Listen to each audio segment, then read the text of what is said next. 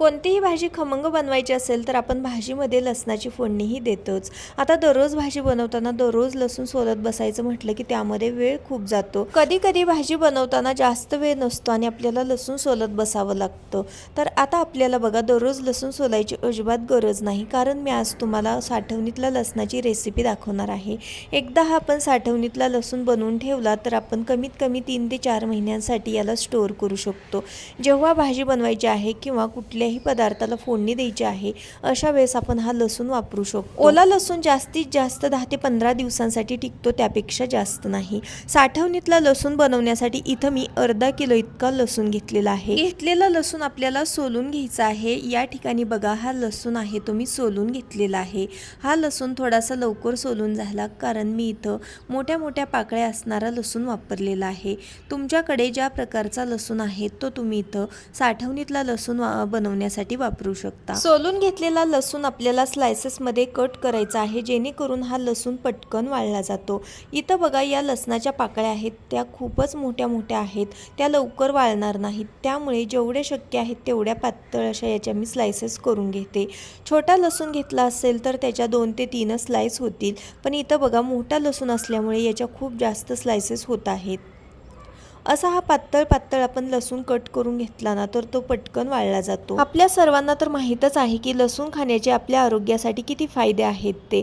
कधी कधी बघा लसूण सोललेला नसतो किंवा सोलायला जास्त वेळ जातो आणि काही गडबडीमध्ये आपण भाजीमध्ये खूप कमी लसूण घालतो किंवा कधी कधी लसूणच घालत नाही, तर अशा वेळेस आपण हा साठवणीतला लसूण पटकन वापरू शकतो। सोललेला लसूण अशा पद्धतीने बघा मी स्लाइसेस मध्ये चिरून घेतलेला आहे, जेणेकरून हा लसूण पटकन वाळणार आहे।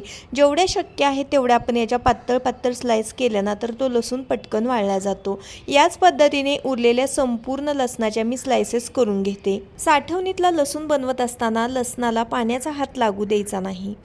घेतलेला संपूर्ण लसूण मी स्लाइसेस मध्ये कट करून घेतला। आता एका मोठ्या भांड्यामध्ये काढून घेते। सुरुवातीला आपण लसूण स्वच्छ असा सोलून घेतला, त्यानंतर त्याच्या स्लाइसेस करून एका भांड्यामध्ये काढून घेतला। आता यामध्ये आपल्याला काही मसाले घालायचे आहे, जेणेकरून लसूण छान असा 3 ते 4 महिन्यासाठी आरामशी टिकला जातो।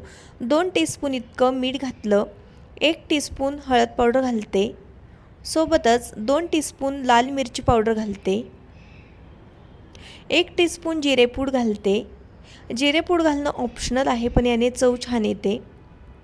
घातलेले सर्व मसाले आपल्याला या लसणामध्ये व्यवस्थित असे मिक्स करायचे आहेत। लसणाच्या पाकळ्यांना सर्व ठिकाणी हे मसाले लागले पाहिजेत, या पद्धतीने आपण याला एकदा व्यवस्थित असं मिक्स करून घेऊयात। तर इथं पहा चमच्यानेच हे मसाले मी या लसणामध्ये व्यवस्थित मिक्स करून घेतले। आता हा लसूण आहे तो आपल्याला वाळत घालायचा आहे। लसूण वाळत घालण्यासाठी मी सुती कापडाचा वापर करणार आहे। हवं असल्यास तुम्ही एखादं पॉलिथिन शीट किंवा एखाद्या ताटाचा वापर केला तरीही चालू शकतो। बऱ्याचशा जणांकडे ऊन येत नाही, काही जणांकडे फक्त खिडकीमध्ये किंवा गॅलरीमध्येच ऊन येतं, तर अशा वेळेस बघा जास्त जागा नसते तर तुम्ही एखाद्या ताटामध्ये देखील हा लसूण पसरून वाळत घालू शकता, तसा देखील लसूण लवकर वाळला जातो।